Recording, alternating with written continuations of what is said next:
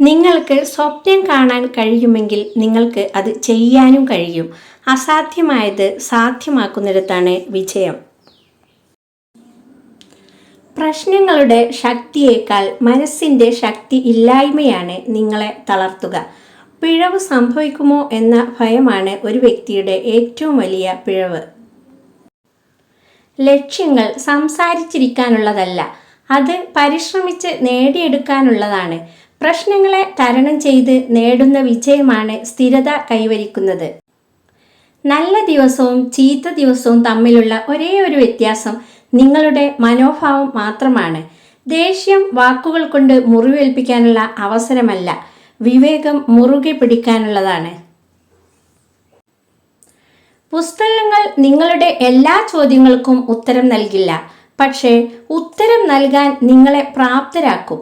അവസരങ്ങൾ തേടി ഇറങ്ങാനുള്ളതാണ്, കാത്തിരിക്കാനുള്ളതല്ല.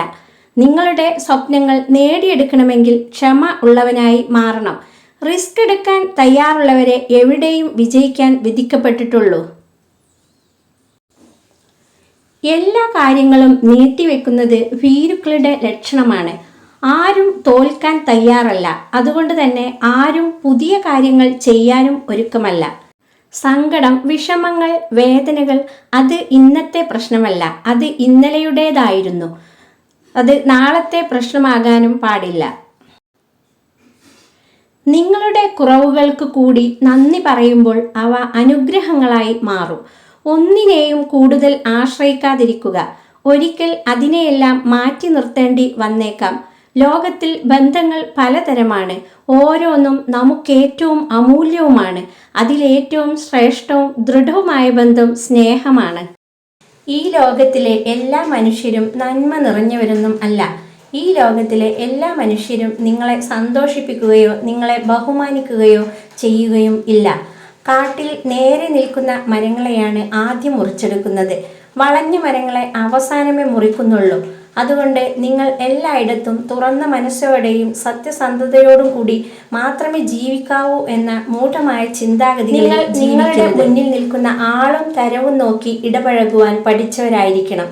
ആവശ്യമില്ലാത്ത ഇടത്ത് നിങ്ങൾ ഉപയോഗിക്കുന്ന ക്ഷമ, ആവശ്യമില്ലാത്തിടത്ത് നിങ്ങൾ ഉപയോഗിക്കുന്ന കാരുണ്യം, ആവശ്യമില്ലാത്തിടത്ത് നിങ്ങൾ പ്രയോഗിക്കുന്ന മൗനം, ആവശ്യമില്ലാത്തിടത്തേക്ക് നിങ്ങൾ നൽകുന്ന സ്നേഹം, ഇതെല്ലാം തെറ്റായ രീതിയിൽ ചെന്ന് കലാശിക്കുന്നു.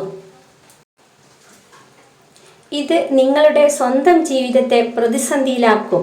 നിങ്ങൾ ഒരു ദുഷ്ടനെ വളരാൻ വളം കൊടുക്കുകയാണ് ചെയ്യുന്നത്. ഭൂമിയിൽ ഒരു ദുഷ്ടനെ വളർത്തുന്നതിൻ്റെ പങ്കാളി ആയി എന്നതിൻ്റെ കാരണത്താൽ നിങ്ങൾക്ക് ഒരിക്കലും സന്തോഷിക്കാൻ അവകാശം ഇല്ലാതായി മാറും. മനുഷ്യൻ്റെ കയ്യിലുള്ള ധാർമ്മിക മൂല്യങ്ങൾ അനാവശ്യമായ സ്ഥലങ്ങളിൽ അനാവശ്യമായ വ്യക്തികളുടെ മുന്നിൽ ഉപയോഗിച്ചു കൊണ്ടിരുന്നാൽ അധർമ്മം വളർന്ന് പന്തലിക്കും. ഈ അധർമ്മത്തിൻ്റെ കാരണക്കാരൻ നിങ്ങളായി മാറും. ഇതുകൊണ്ടാണ് പലപ്പോഴും അമിതമായി സഹിക്കുന്നവർ ജീവിതത്തിൽ ദുഃഖം അനുഭവിക്കേണ്ടി വരുന്നത്. സഹനശക്തി എന്നത് നല്ലൊരു ഗുണമല്ലാഞ്ഞിട്ടല്ല, എന്നാൽ സഹിച്ചത് ഒരു തെറ്റായ വ്യക്തിക്ക് വേണ്ടിയായിരുന്നു എന്നതാണ് നിങ്ങൾ ചെയ്ത തെറ്റ്.